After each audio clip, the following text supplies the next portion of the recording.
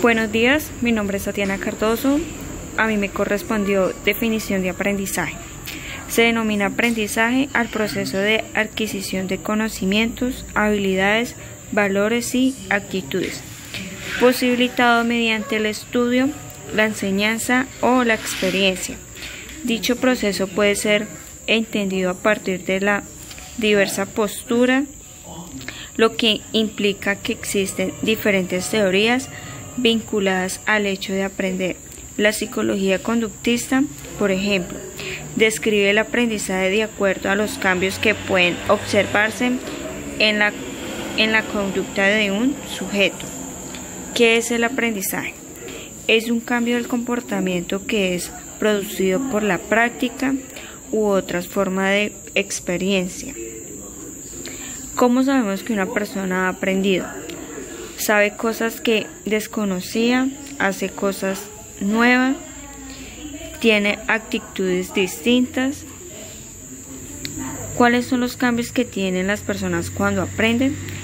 Información verbal, habilidades intelectuales, estrategias cognitivas, actitudes, habilidades motoras.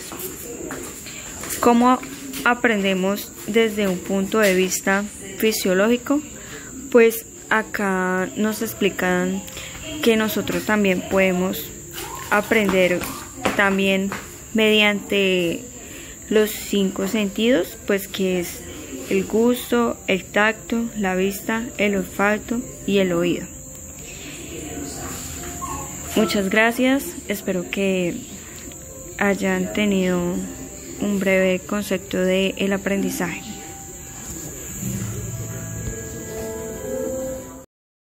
Muy buenos días, mi nombre es Vanessa Asensio y en estos momentos voy a exponer características del aprendizaje. Características del aprendizaje. El aprendizaje requiere la presencia de un objeto de conocimiento y un sujeto dispuesto a conocerlo, motivado intrínseca o extrínsecamente, que participe activamente en la incorporación del contenido, pues nada puede aprender si no lo desea.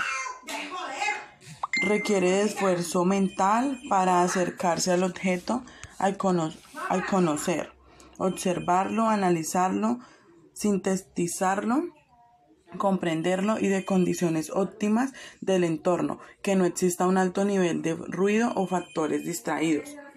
Se necesita en principio a alguien que contribuya al aprendizaje, guiando al aprendiente y brindándole las herramientas necesarias para que luego pueda realizar un aprendizaje autónomo.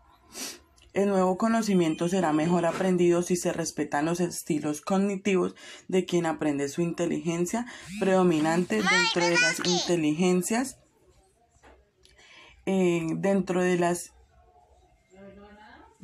inteligencias múltiples y las características de lo que desea aprender, ya que no se aplicarán las mismas estrategias para aprender a andar en bicicleta, para aprender a sumar, para aprender un hecho histórico o para ubicarse geográficamente.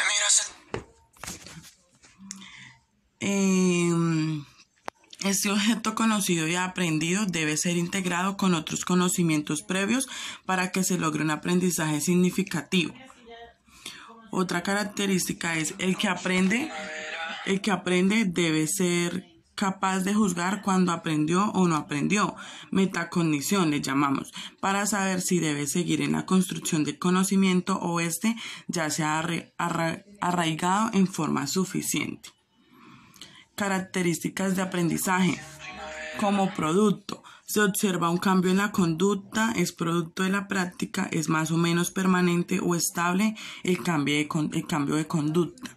Como proceso, es un proceso organizado al interior del sujeto, modifica la actividad externa del sujeto, es producto de la actividad recíproca y constante del sujeto con su ambiente física y social.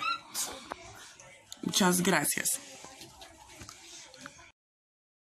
Buenos días, mi nombre es Delina Yeli, soy del grupo 6. A nosotros nos corresponde el tema de aprendizaje.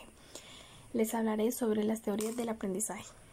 Las teorías del aprendizaje pretenden describir aquellos procesos mediante los cuales tanto los seres humanos como los animales aprenden. Numerosos psicólogos y pedagogos han aportado amplias teorías en la materia. Las diversas teorías ayudan a comprender, predecir y controlar el comportamiento humano, elaborando a su vez estrategias de aprendizaje y tratando de explicar cómo los sujetos acceden al conocimiento. Su objeto de estudio se centra en la adquisición de destrezas y razonamiento a una lengua. El estudio de las teorías del aprendizaje, por una parte, nos proporcionan un vocabulario y una armazón conceptual para interpretar diversos casos de aprendizaje. Por otra parte, nos sugieren dónde buscar soluciones para los problemas prácticos. Aunque ellas no nos dan soluciones, pero dirigen nuestra atención hacia ciertas variables que son fundamentales para encontrar la solución. Casi todas las teorías tienen un sustento filosófico, psicológico, han podido ser adaptadas para lograr imitar sus tendencias en el campo pedagógico, pudiendo así trasladarlas al aula y poniéndolas en práctica. Según Lakatos, una teoría es mejor que otra cuando reúne estas condiciones. Logra una disminución de contenido empírico con respecto a la teoría anterior, es decir, predice hechos que aquella no predecía. Explica con el mismo o mayor éxito todo aquello que la teoría anterior explicaba. Logra corroborar empíricamente al menos una parte de su exceso de contenido. Según De la Mora, las funciones de las teorías del aprendizaje son: realizar un análisis más profundo sobre algunos de los aspectos del aprendizaje dignos de ser investigados, resumir una gran cantidad de conocimiento acerca de la ley del aprendizaje en un espacio relativamente corto, explica en forma creativa qué es el aprendizaje y por qué actúa como lo hace, busca proporcionar una comprensión básica sobre el aprendizaje.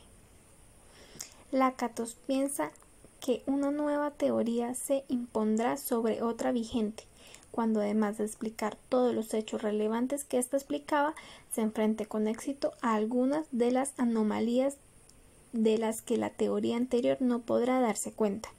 Las teorías del aprendizaje conforman un variado conjunto de marcos teóricos que a menudo comparten aspectos y cuestiones o incluso suponen postulados absolutamente contradictorios. Las teorías del aprendizaje son conductista, cognitivista, humanista y aprendizaje social. Buenos días, mi nombre es Salomé Bonilla Soto. El tema que me correspondió fue tipos de aprendizaje. Les voy a explicar qué son tipos de aprendizaje, los cuales han determinado qué parte de la capacidad de aprendizaje se hereda y el cual se desarrolla estos estudios. Han demostrado que las creencias tradicionales a los entornos de aprendizaje más favorables son erróneas.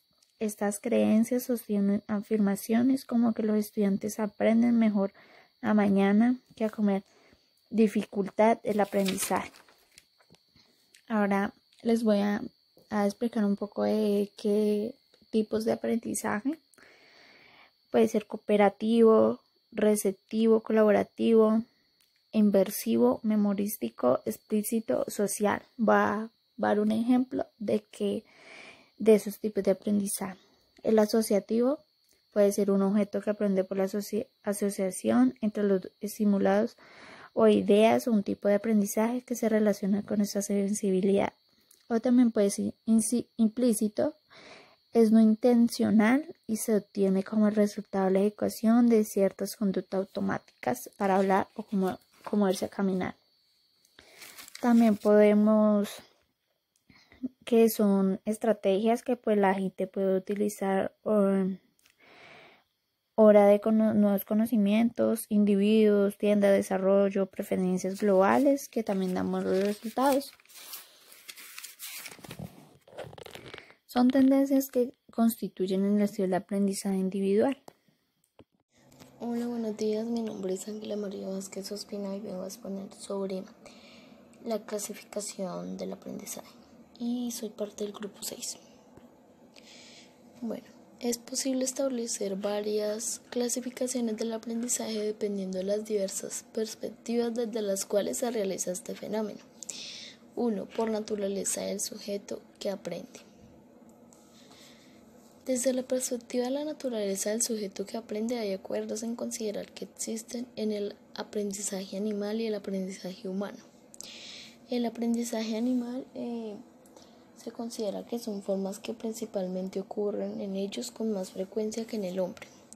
Y en el aprendizaje humano consiste en adquirir o procesar y finalmente aplicar a una información que nos ha sido enseñada, es decir, cuando nos adaptamos a las exigencias que los contextos nos demandan.